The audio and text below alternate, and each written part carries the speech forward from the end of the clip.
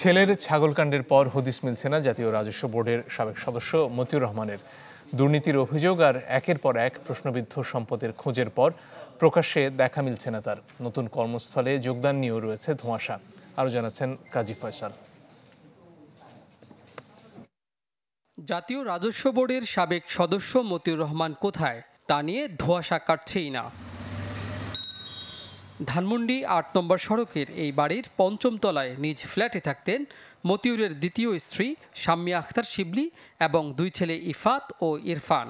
দুর্নীতির খবর ছড়িয়ে পড়ার পর দেশ ছেড়েছেন তারাও।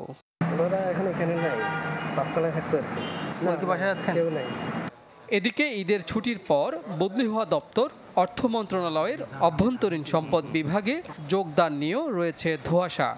এ বিষয়ে সংশ্লিষ্ট দপ্তরের কেউ কথা বলতে রাজি হননি।